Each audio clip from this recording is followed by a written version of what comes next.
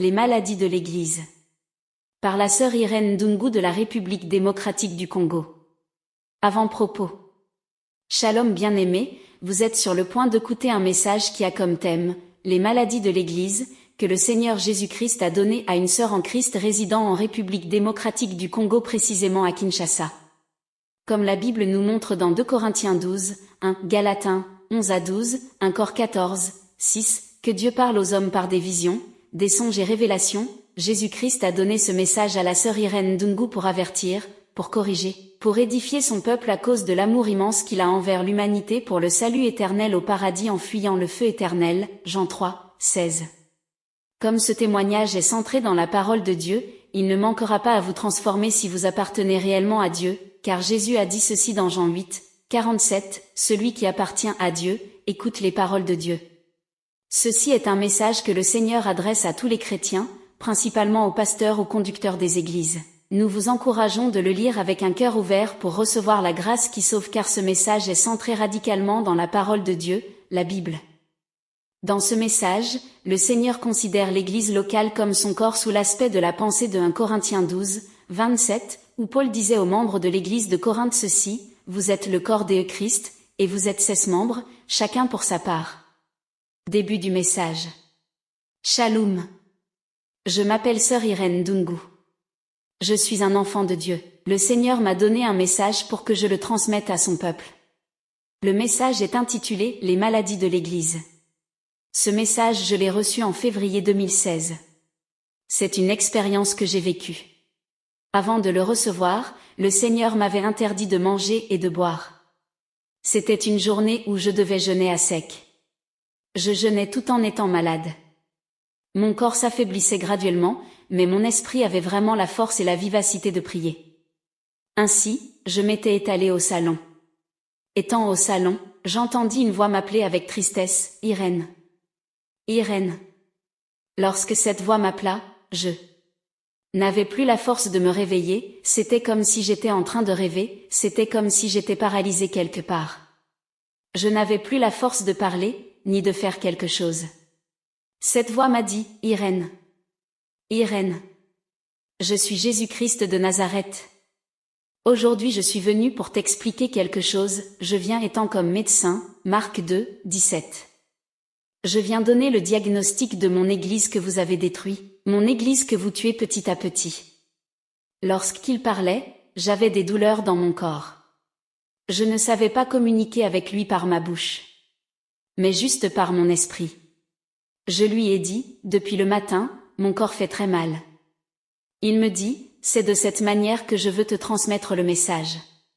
Après un certain moment, tout le corps ne faisait plus mal sauf les yeux, donc, la douleur restait seulement au niveau des yeux, puis, petit à petit ça atteignait la bouche, puis les oreilles, les dents, bref, la douleur atteignait les organes d'une manière graduelle. À un certain moment, le Seigneur a permis que la douleur soit juste au niveau de l'œil gauche qui commençait à faire très mal comme si on était en train de le pincer, de le poignarder jusqu'à ce que ça n'arrivait plus à voir. Après le Seigneur est passé à l'œil droit pour commencer à y transmettre la douleur jusqu'à le détruire pour que ça ne puisse plus voir.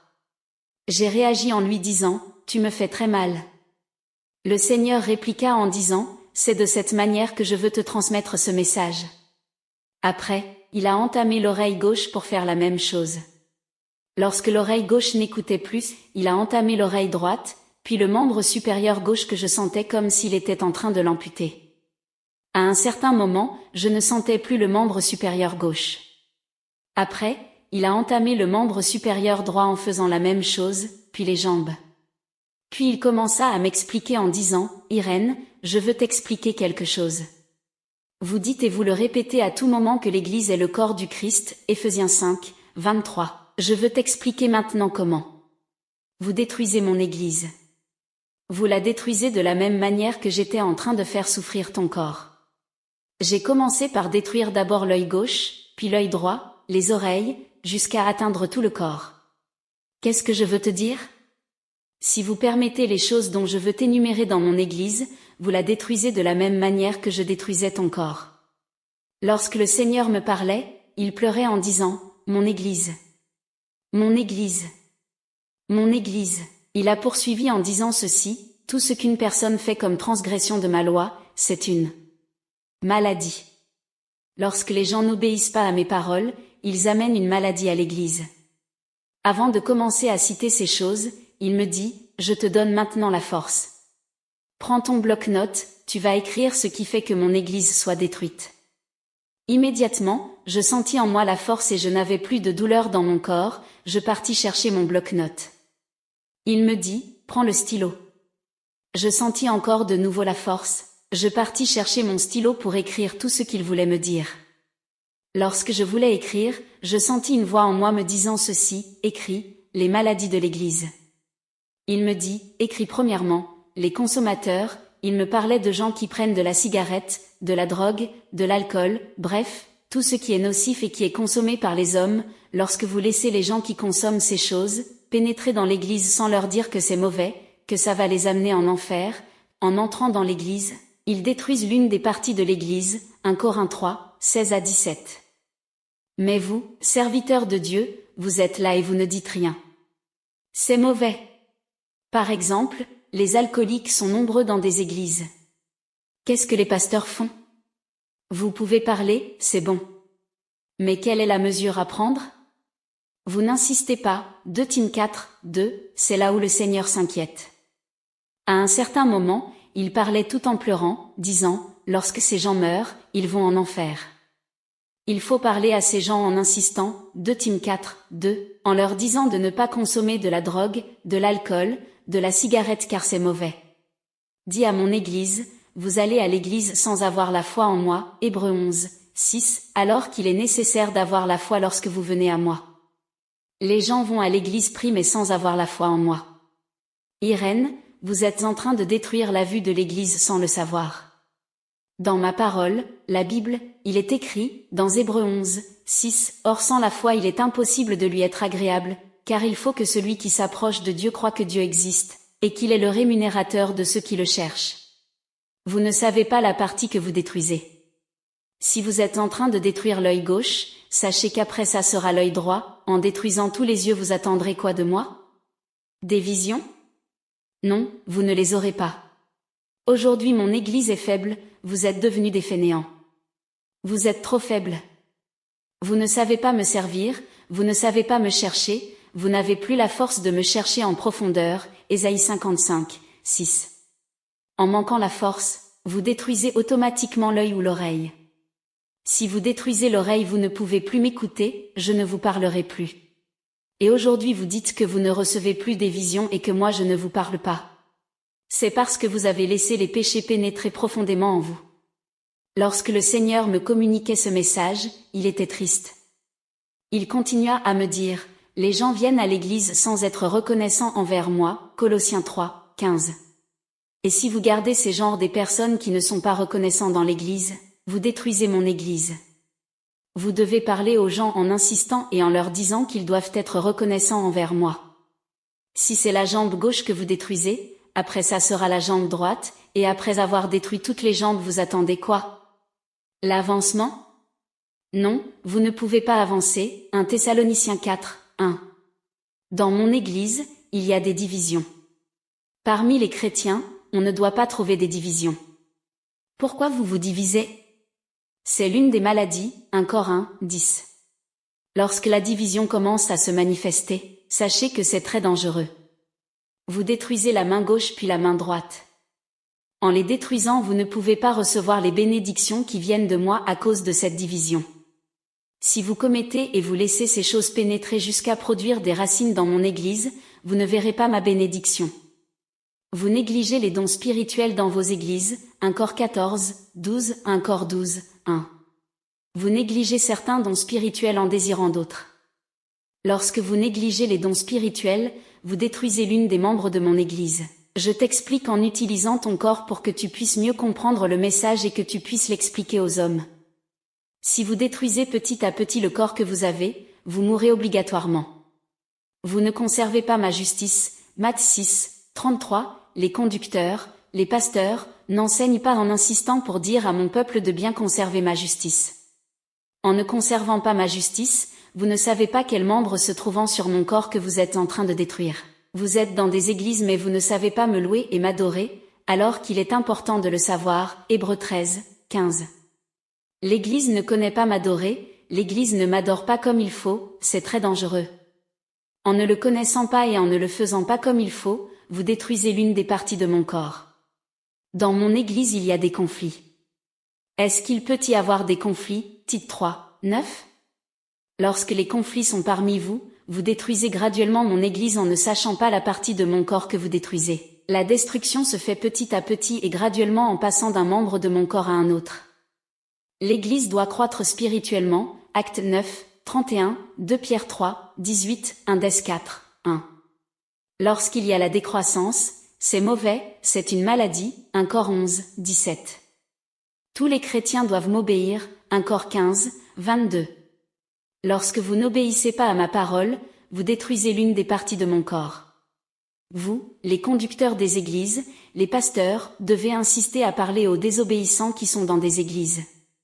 Si vous ne le faites pas, c'est mauvais. Vous devez insister en disant aux gens qui vont à l'église qu'ils doivent prier et que cette vie de prière doit augmenter et non diminuer. 2 T1, 3. Lorsque la vie de prière n'augmente pas dans une église, c'est mauvais, c'est la manifestation d'une maladie. L'église doit jeûner. Le manque de jeûne est la manifestation d'une maladie dans des églises. 2 Cor 11, 27. Il y a des églises qui vivent dans l'idéologie du monde en reflétant le monde. Lorsqu'une église reflète le monde, c'est très dangereux car elle subit la destruction. Romains 12, 2, Colosse 2, 8. Vous devez insister en disant aux gens qui entrent dans des églises qu'ils doivent avoir une vie de méditation de la parole de Dieu. Josué 1, 8. Ils doivent apprendre la parole de Dieu.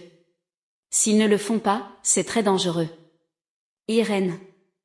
Les pasteurs qui ne prêchent pas la vérité, qui rendent la vérité captive, rendent l'église malade.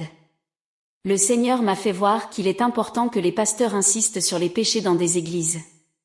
Lorsqu'un pasteur n'insiste pas sur une faiblesse manifestée dans une église, la faiblesse subit la croissance petit à petit pour atteindre un grand nombre, voire même tous les fidèles qui s'y trouvent. Car une faiblesse se communique petit à petit. Hébreux 12, 15. Il poursuivit en disant ceci, aujourd'hui, l'Église ne prêche plus la vérité. 2 Cor 2, 17. En ne le faisant pas, l'Église se retrouve malade. Vous devez prêcher aux gens la vérité. Il faut dire aux gens tout ce que je n'aime pas. Il faut dire aux gens ce que j'interdis. Par exemple, le mensonge, l'impudicité, la magouille, les compromis, la magie, les querelles, le port de pantalons pour les femmes, les collants, des mini-jupes, des habits qui serrent le corps, des habits qui exposent le corps, les ornements, l'hypocrisie. Le Seigneur n'aime pas ça. Mais il y a beaucoup d'églises qui laissent les gens entrer et évoluer avec ces péchés, les pasteurs ne savent pas prêcher contre ces choses pour les défendre, c'est mauvais. Les gens qui entrent dans les églises doivent marcher dans la sanctification. Hébreux 12h14. Lorsqu'un pasteur n'insiste pas sur la sanctification, la destruction de l'église se fait. Il y a d'autres églises où les pasteurs laissent les gens vivre dans les péchés sans sanctionner. 2 Corinthiens 10, 6, 1 Cor 5, 13. C'est mauvais car vous détruisez le corps de mon église. Les pasteurs doivent être rigoureux. 2 Corinthiens 13, 10. Par rapport à l'habillement car il est malséant de laisser les gens entrer avec leurs habillements profanes ou mondains dans des églises. Sophonie 1, 8, 1 Tim 2, 9. Le mauvais accoutrement apporte et fait croître facilement la séduction dans des églises. Les divertissements ne doivent pas se trouver dans des églises, par exemple, les marches de santé, les matchs, les choses qui n'édifient pas dans des églises ne sont pas tolérées par le Seigneur. Le Seigneur n'aime pas le divertissement, lisez 1 Cor 10, 7. Lorsque vous laissez ces divertissements pénétrer dans l'église, vous détruisez l'église. C'est mauvais. Il faut faire attention avec les enseignements scientifiques dans des églises. 1 Tim 6, 21. Tout ce qui doit être enseigné dans les églises doit être en rapport avec la parole de Dieu. Tite 2, 7a, émoticône, n'en croyant pas ses yeux. Lorsque vous prenez ce qui est profane pour l'amener dans l'église, c'est très dangereux. Nombre 3, 4. L'église ne peut pas avoir un esprit de peur. 1 Jean 4, 18. Elle doit avoir du courage. Éphésiens 3, 13. Lorsque l'église se retrouve dans la peur, elle subit la destruction progressivement, c'est très mauvais. L'église ne doit pas être frappée de sommeil spirituel car c'est très dangereux. Romains 3, 11. Lorsqu'il y a des mauvaises danses qui pénètrent dans l'église, des danses profanes, elles demeurent malades. Nombre 3, 4. On ne peut pas prendre un style musical profane pour le jouer dans une église. Col 3, 16. Lorsque vous le faites, vous faites entrer une maladie dans l'église. Bien-aimés, sachez que lorsque vous dansez à l'église des danses profanes, des danses qui n'adorent pas notre Seigneur, des danses réservées pour la gloire de Satan, c'est une maladie que vous introduisez dans l'église où vous priez. Lorsque vous chantez des chansons qui ne montent pas au ciel pour être agréées par Dieu, vous introduisez une maladie à l'église où vous priez. Les pasteurs doivent enseigner la vérité, le message que le Seigneur leur avait donné. Ils ne doivent craindre personne. Ils doivent parler lorsque le Seigneur leur ordonne de parler. Si les pasteurs ne font pas cela, ils introduisent une maladie dans l'église. Le fait de ne pas enseigner la vérité engendre d'autres maladies, telles que la division, la rébellion à l'église. La jeunesse des églises. Le Seigneur m'a aussi parlé de jeunes se trouvant dans des églises. Il me dit ceci, la jeunesse amène la maladie dans des églises par la lecture des romans, par des langages mondains argot, 1 Cor 7, 35, 1 Cor 10, 3. La télévision est très dangereuse pour les chrétiens, car il y a beaucoup de choses qui s'y passent qu'on ne doit pas regarder. Psaume 101, 3. La jeunesse surtout doit veiller le dessus. Il poursuivit en disant, les jeunes amènent l'idolâtrie à l'église en ayant un langage païen ou mondain. EPH 5, 4. Tout ce que les gens font et qui glorifie le diable est une idolâtrie. 1 Jean 3, 8. Les jeunes aiment utiliser souvent des langages qui sont profanes. Lorsqu'ils entrent dans l'église tout en ayant ces langages, ils y amènent l'idolâtrie. Un mauvais habillement est une idolâtrie parce que ça rend gloire au diable. 1 Tim 2, 9. Si vous regardez les téléphones des chrétiens, certains chrétiens, vous allez trouver de la musique profane. Souvent ils se défendent en disant qu'ils l'écoutent parce que les conseils s'y trouvent dedans. Ésaïe 42, 10, Col 3, 16. Il n'y a pas de conseils. 1 Cor 2, 13. Il y a des jeunes qui vont dans des concerts mondains ou profanes. Lorsqu'ils entrent dans l'église, étant idolâtres à cause de la participation au concert, ils y apportent une maladie. Il y a des jeunes qui regardent les films pornographiques. Apoc 21, 8. Le Seigneur m'a parlé de barbecue. Les jeunes qui y vont amènent la maladie à l'église. Le Seigneur poursuivit en disant, la plus grande partie des jeunes ont une causerie immorale. Matthieu 12, 36, ça apporte une maladie dans l'église. Les personnes qui mentent apportent aussi une maladie à l'église. Col 3, 9. Quel est le rôle de l'église? L'église doit à chaque moment insister sur l'abandon des péchés. Luc 24, 46 à 47. Lorsqu'un conducteur d'une église voit une personne avec ces genres de comportement, il doit réagir immédiatement. 1 Tim 5, 20. Il faut faire attention avec ce que vous écoutez. Si vous écoutez ce qui ne doit pas être écouté, vous amenez une maladie à l'église. 1 Pierre 1, 15. Il faut faire attention avec les actes, car il y a beaucoup d'actes que les gens commettent qui sont immoraux. Jude 1, 15. La convoitise apporte la maladie dans l'église. 1 Pierre 4, 2. Beaucoup de jeunes qui entrent dans des églises se masturbent. 1 Cor 6, 9 à 10. Les pasteurs doivent insister là-dessus, même sur la fornication. La racine de la révolte dans des églises se trouve au milieu de la jeunesse. 1 Pierre 5, 5. Lorsqu'ils entrent dans l'église avec cette révolte, c'est tellement dangereux. La plupart des chrétiens sont des voleurs des dîmes. Matthieu 23, 23, Malachie 3, 8, et des offrandes. Actes 24, 17. Étant voleur des dîmes ou voleur des offrandes, on apporte la maladie dans l'église. Après avoir fini de parler sur les choses si haut, j'ai posé la question au Seigneur en disant, qu'est-ce qu'on va faire là-dessus? Il m'a répondu en disant, vous devez faire un redressement spirituel, c'est le seul remède que le Seigneur m'avait donné. Donc, l'Église a besoin d'un redressement spirituel. Il m'a parlé de manque d'humilité dans l'Église comme une des maladies que l'Église subit. Fil 2, 3.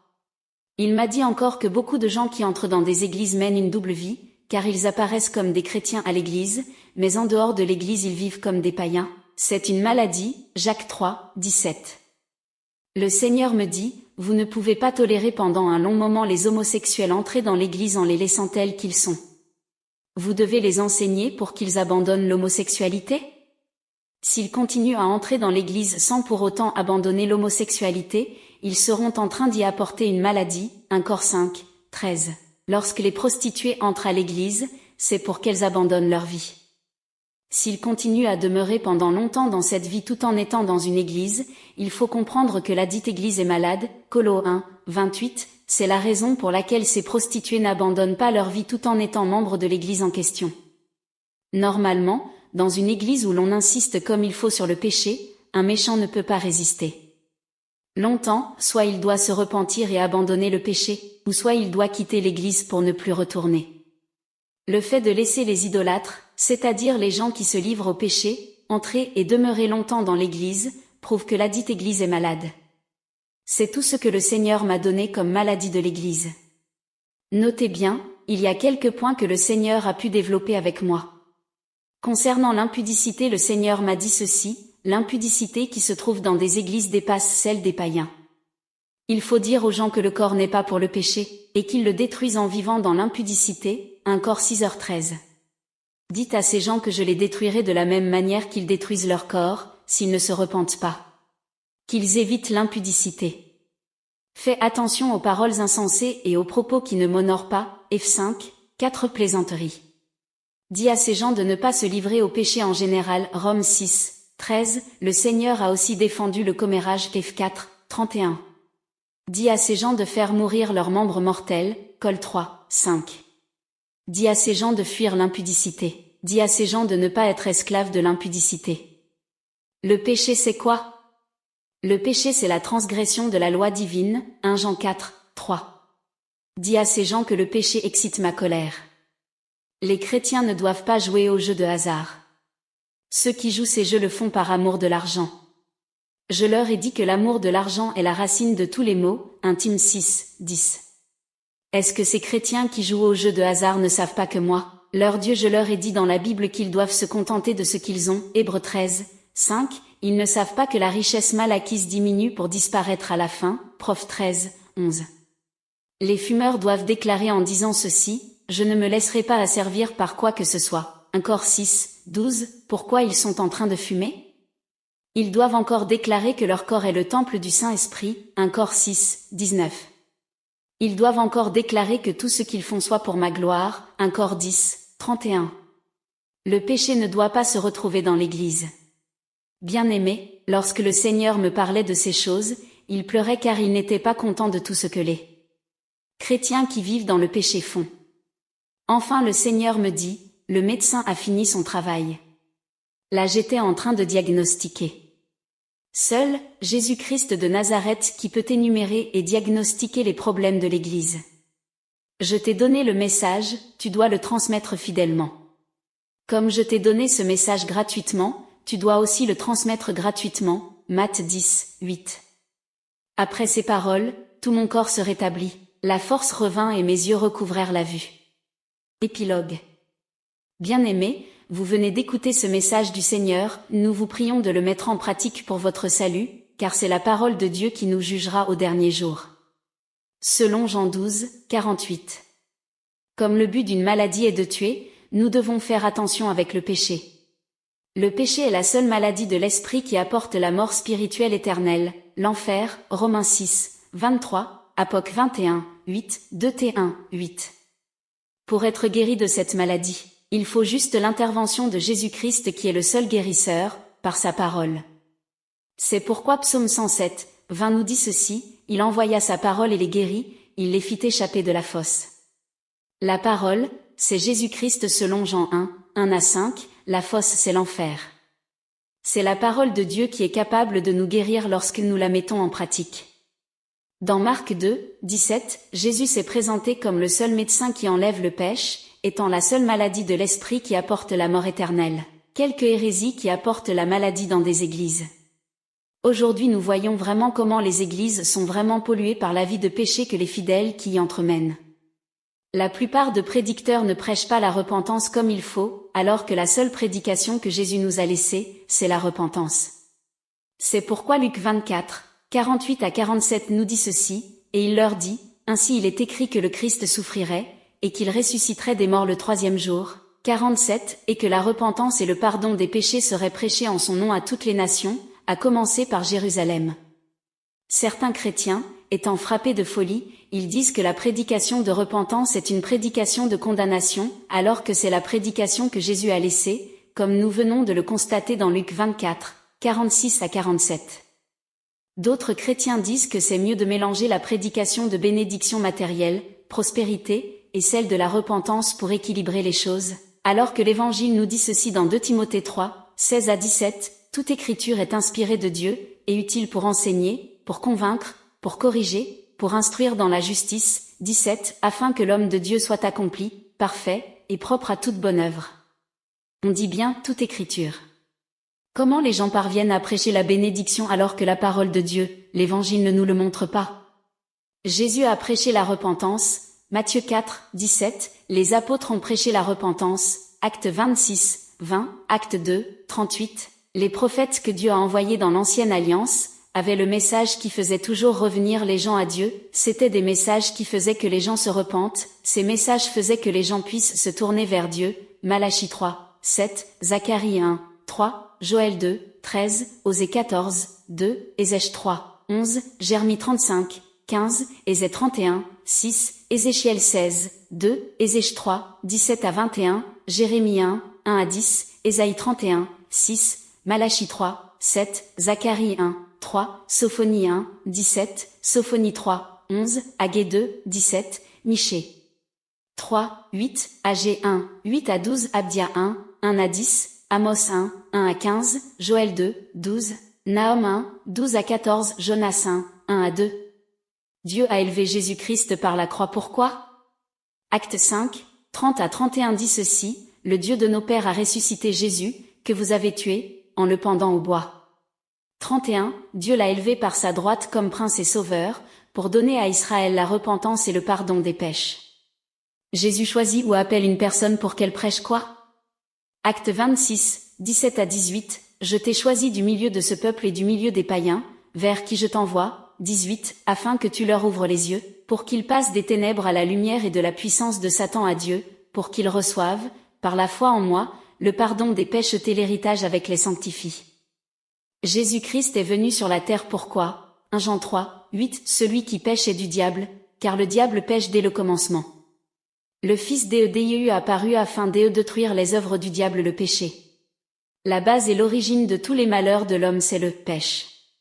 En prêchant la repentance, on est censé insister sur le péché, parce que ce qui amène l'homme en enfer, c'est le péché, Apoc 21, 8, ce qui fait qu'un homme affronte le jugement de Dieu pour la condamnation éternelle, c'est le péché, Jude 1, 15, ce qui a fait que l'homme se rebelle contre Dieu, c'est le péché, Gênes 3, 1 à 19, ce qui a fait que Jésus puisse venir mourir à la croix, c'est le péché, 1 Jean 4, 10, 1 Jean 3, 8, si le diable a la main mise sur l'homme sur la terre, c'est à cause du péché, Jean 14, 30, ce qui a fait que la souffrance soit sur la terre, c'est le péché, Gênes 3, 1 à 19. Ce qui a fait que l'homme ne puisse pas demeurer éternellement sur la terre, c'est le péché, Gênes 2, 16 à 17, 1 Cor 15, 56, ce qui condamne l'homme, c'est le péché, Jacques 2, 9, Rome 5, 16, ce qui a fait que le monde soit ce qu'il est aujourd'hui, c'est le péché, 1 Jean 5, 19, ce qui fait que l'homme ne soit pas permis d'entrer au ciel pour savourer les bonheurs sublimes et ineffables divins, c'est le péché, Hébreux 12, 14, dans ces témoignages CIO de la sœur Irène Dungu, les maladies de l'église, c'est eux qui a fait que les églises soient malades, c'est toujours le péché. C'est pourquoi, 2 Tim 4, 2 dit ceci, prêche la parole, insiste en toute occasion, favorable ou non, reprend, censure, exhorte, avec toute douceur et en instruisant. Sachez que lorsqu'on prêche aux gens la bénédiction, la prospérité matérielle, c'est pour les inciter ou les exhorter à la chercher, lorsqu'on prêche aux gens le miracle, c'est pour les inciter à le chercher, lorsqu'ils commencent à les chercher, ils contredisent immédiatement Luc 12, 31 et Matthieu 6, 3 qui nous exhortent à chercher juste le royaume des cieux. Dans Matthieu 6, 31 à 33, Jésus nous dit ceci, ne vous inquiétez donc point, et ne dites pas, que mangerons-nous?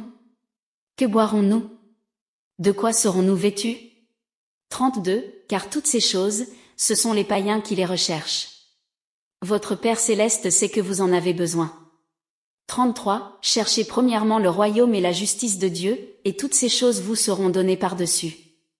Jésus nous montre que c'est les païens qui sont censés chercher les choses du monde, mais pas les chrétiens. Plusieurs chrétiens aujourd'hui se mettent à chercher les choses du monde, et certains enseignent à d'autres à les chercher.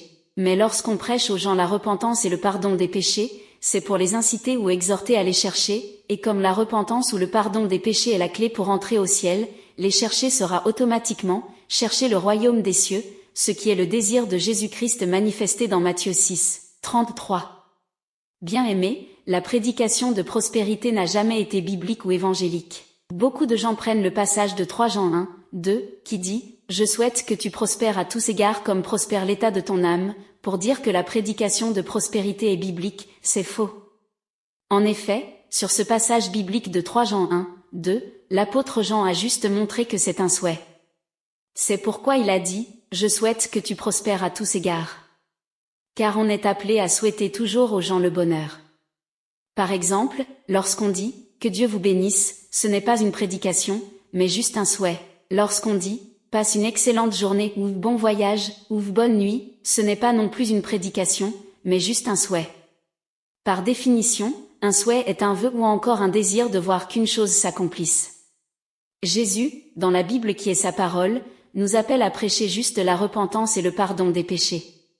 C'est pourquoi Jésus a dit ceci dans Luc 24, 46 à 47, et Jésus, leur dit, « Ainsi il est écrit que le Christ souffrirait, et qu'il ressusciterait des morts le 3e jour, verset 47, et que la repentance et le pardon des péchés seraient prêches en son.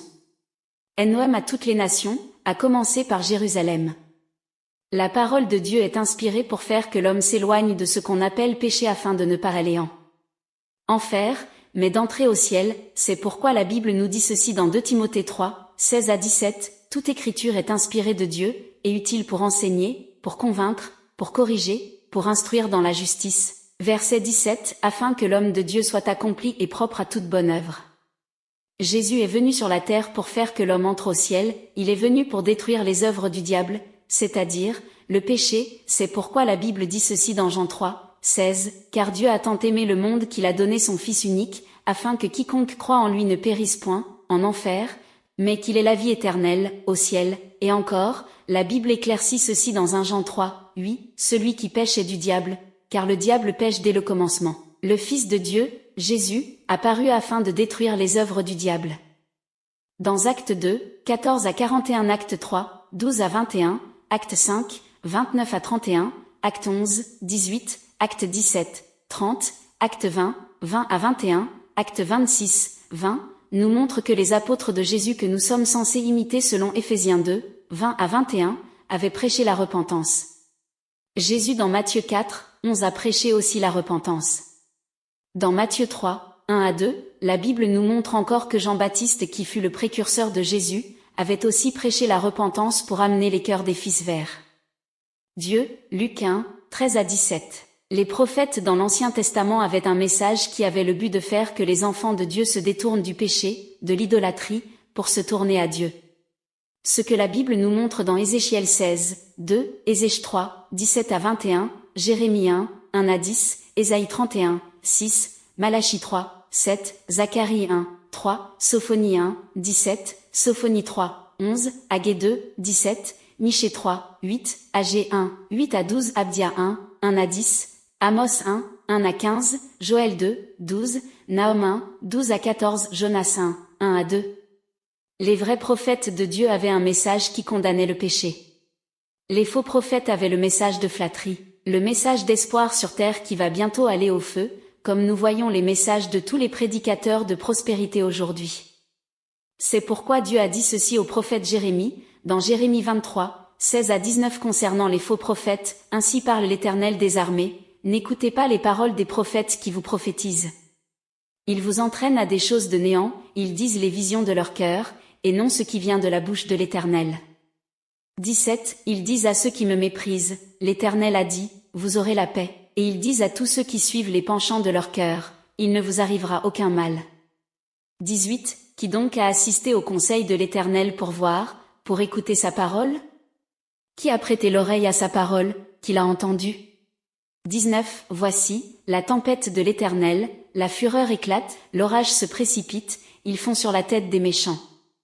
Les faux prophètes ont juste le rôle de flatter les gens. Ils ne peuvent pas être centrés sur un message qui condamne le péché tel que nous le montre Jérémie 3, 5 à 9, Jérémie 14, 13 à 17, Jérémie 9, 8, Jérémie 8, 11. Ces prédicateurs sont prêts pour dire que la prédication de repentance est une mauvaise prédication qui ne serve qu'à condamner. Ils oublient que Jésus en a parlé en montrant que c'est la prédication principale, Matthieu 4, 16. Il y a des gens qui prennent le passage de 2 Corinthiens 8, 9, car vous connaissez la grâce de notre Seigneur Jésus-Christ, qui pour vous s'est fait pauvre, de riche qu'il était, afin que par sa pauvreté vous fussiez enrichis, pour dire qu'on peut prêcher la prospérité. Analysons ensemble ce passage. Dans ce passage, nous voyons que Paul s'adressait seulement à l'église de Corinthe car ils avaient des moyens matériels. C'est pourquoi il a dit, pour vous s'est fait pauvre, afin que vous fussiez enrichis. Pourquoi nous disons ceci? Regardez la raison. Si ce passage biblique était destiné à tous les chrétiens, Paul lui-même allait toujours avoir des richesses, parce qu'il était un chrétien affermi. Mais Paul nous montre dans Philippiens 4, 12 qu'il savait vivre dans la disette pauvreté, et même dans l'abondance. Si ce passage biblique était destiné à tous les chrétiens, les églises de la Macédoine devaient être aussi riches. Mais, la Bible nous montre que les églises de la Macédoine étaient pauvres, c'est pourquoi l'apôtre Paul disait aux Corinthiens ceci dans 2 Corinthiens 8, 1 à 2, nous vous faisons connaître, frères, la grâce de Dieu qui s'est manifestée dans les églises de la Macédoine. Verset 2, au milieu de beaucoup de tribulations qui les ont éprouvées, leur joie débordante et leur pauvreté profonde ont produit avec abondance de riches libéralités de leur part.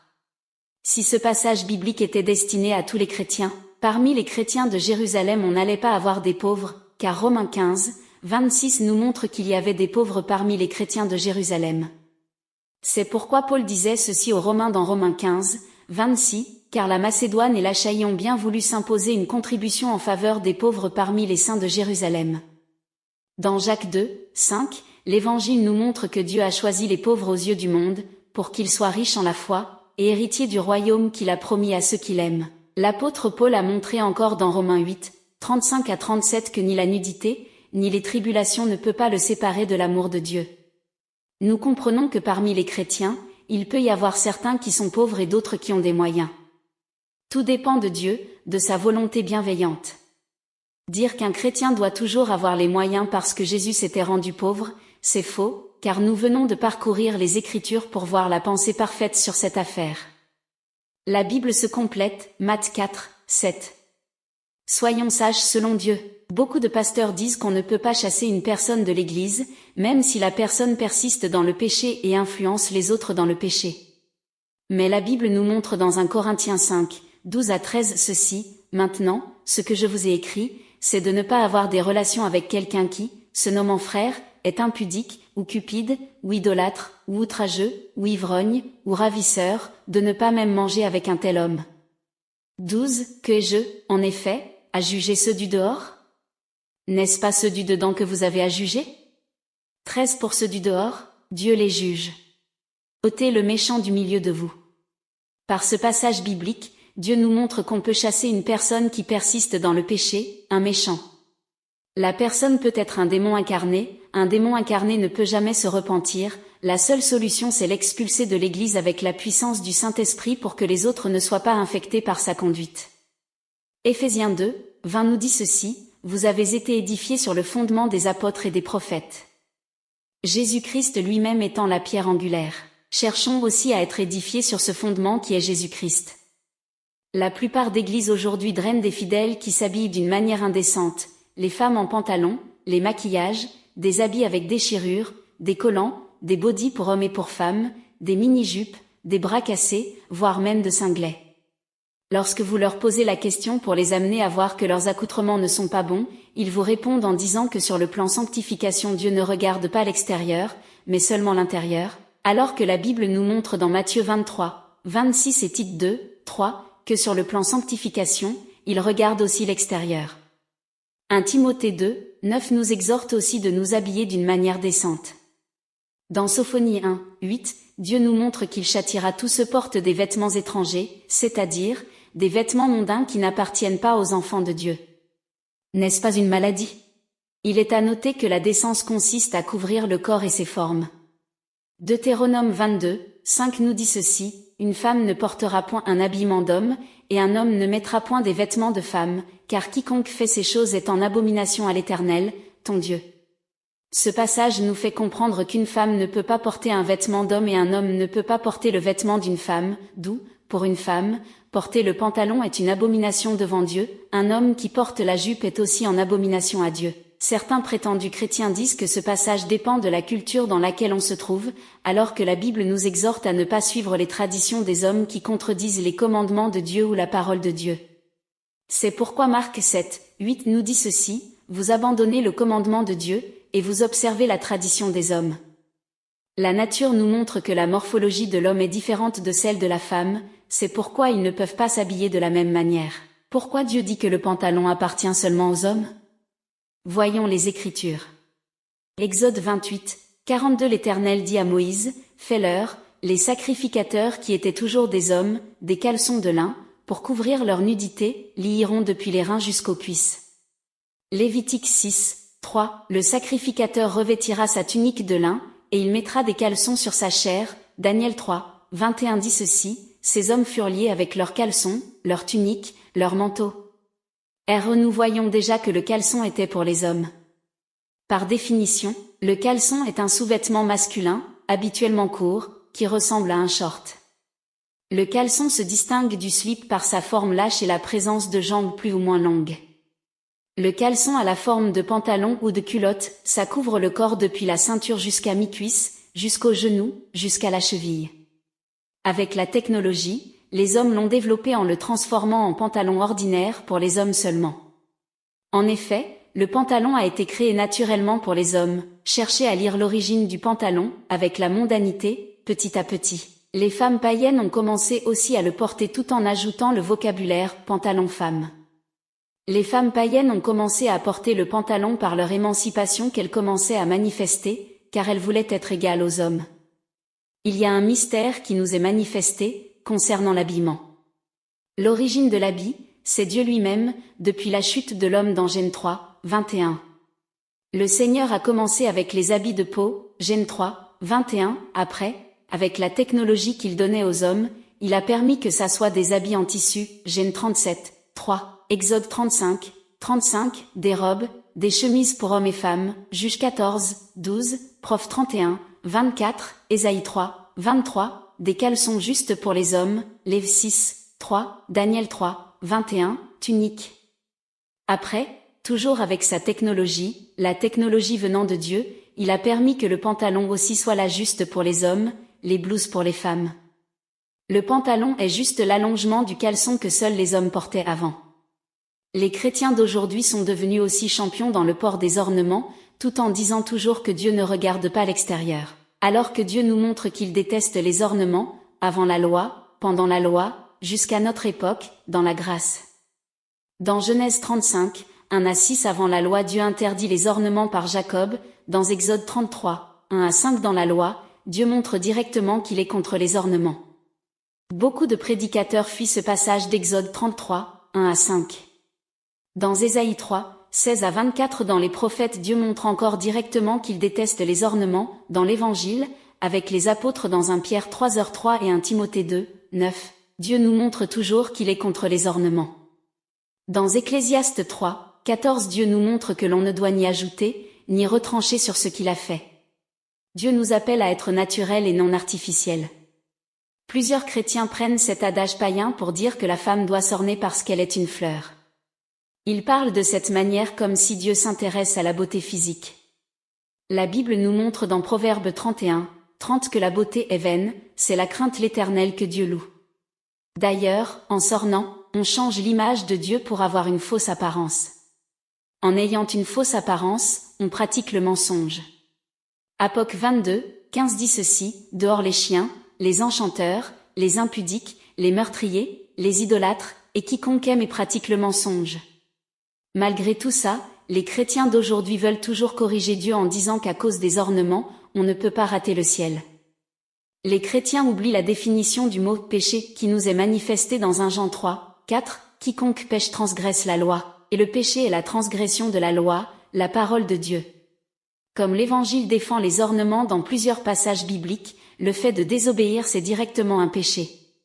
Romains 6, 23 nous dit que le salaire du péché c'est la mort, c'est l'enfer selon Apoc 21, 8. L'assurance du salut est mal comprise. Plusieurs chrétiens disent que si une personne reçoit Jésus dans sa vie, elle ne pourra plus perdre la vie éternelle, même si elle meurt dans le péché, elle entrera toujours au ciel. C'est faux, car la Bible nous montre dans Colossiens 2, 6 que le fait de recevoir Jésus n'est pas tout, il faut encore marcher en Jésus, c'est-à-dire marcher dans la sainteté.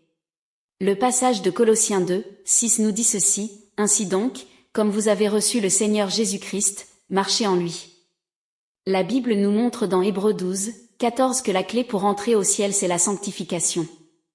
Dans Luc 21, 19 et Marc 13, 13, elle nous montre encore que c'est par la persévérance que nous sauverons nos âmes. Dans 2 Thessaloniciens 1, 8, elle nous montre qu'un chrétien peut aller en enfer s'il demeure dans la désobéissance à l'égard de la parole de Dieu.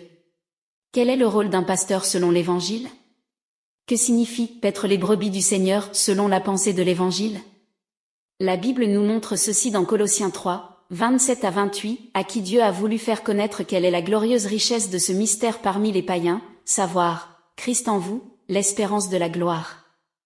28, c'est lui Jésus que nous annonçons, exhortant tout homme, et instruisant tout homme en toute sagesse, afin de présenter à Dieu tout homme, devenu parfait en Christ. 29, c'est à quoi je travaille, en combattant avec sa force, qui agit puissamment en moi. Nous comprenons que paître les brebis du Seigneur c'est de leur prêcher la parole pour qu'ils soient parfaits en Christ pour la vie éternelle. Le rôle du pasteur est de faire asseoir les brebis du Seigneur dans la sainteté pour le royaume de Dieu, c'est pour enlever toute maladie spirituelle, c'est à accent grave redire, le péché, qui apporte la mort spirituelle et éternelle, l'enfer.